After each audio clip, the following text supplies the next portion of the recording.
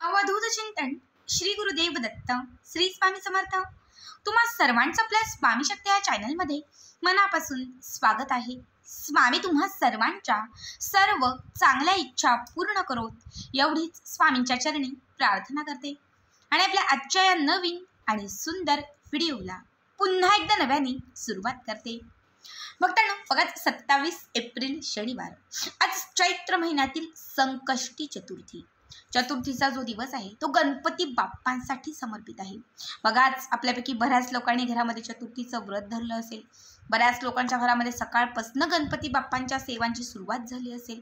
कारण चतुर्थीचा जो दिवस आहे ना, तो उपाय आणि सेवा करण्यासाठी अत्यंत महत्त्वाचा मानला जातो। शिवाय या दिवशी स्नानाला, दानाला, दीपदानाला, ब्राह्मण भोजनाला आणि तुळशी मातेच्या सेवेला विशेष महत्त्व आहे।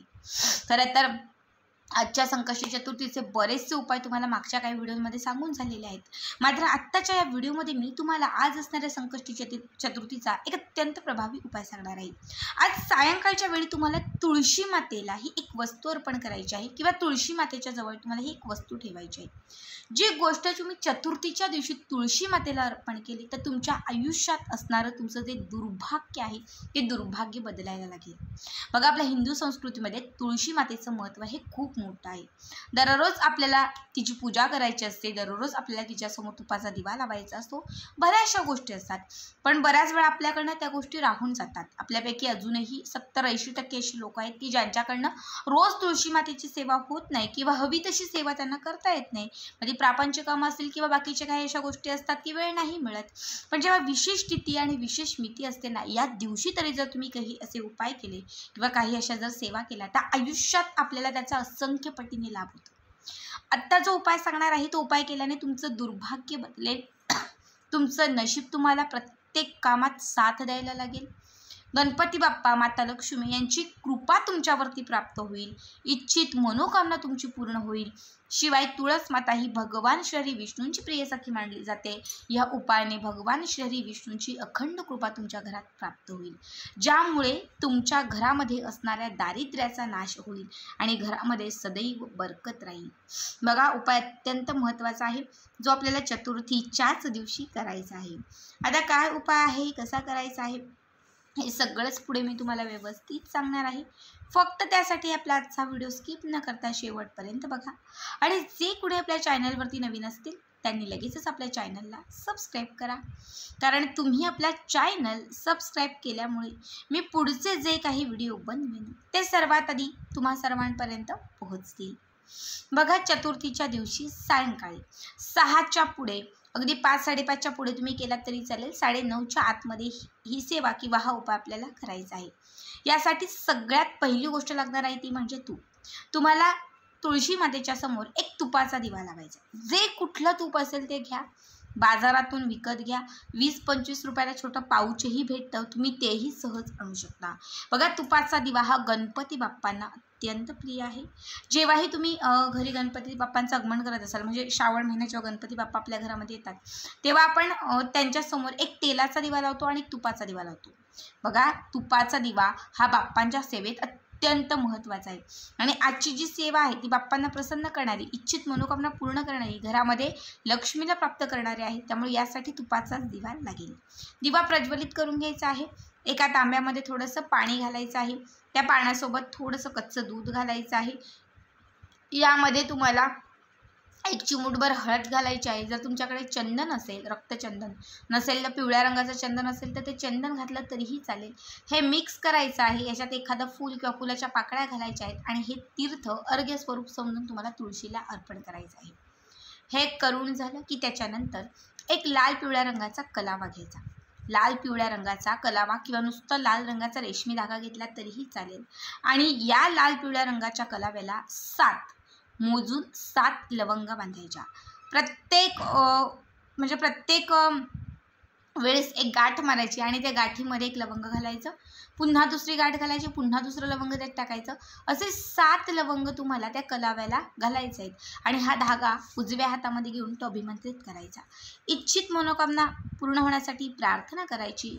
ओम गण गणपते नमो नमः या मंत्राचा जप करायचा। 108 वेळा ओम गण गणपते नमः या मंत्राचा जप करायचा। एक वेळा गणपती अथर्वशीर्ष म्हणायचं, एक वेळा विष्णू सहस्त्रनाम म्हणायचं आणि एक वेळा महालक्ष्मी अष्टकं म्हणायचं. तीनही सेवा करून झाल्या की त्याच्यानंतर हा जो धागा आहे तो तुळशी मातेच्या बुडाला गुंडाळायचा. तुळशीचं समजा हे झाड आहे, ह्या फांद्या, हे पानं आहेत आणि हे बुड आहे, तर त्या बुडाला तुम्हाला हा धागा गुंडाळायचा आहे आणि त्याला घाट मारून हा धागा तुळशीच्या बुडाला बांधायचा आहे.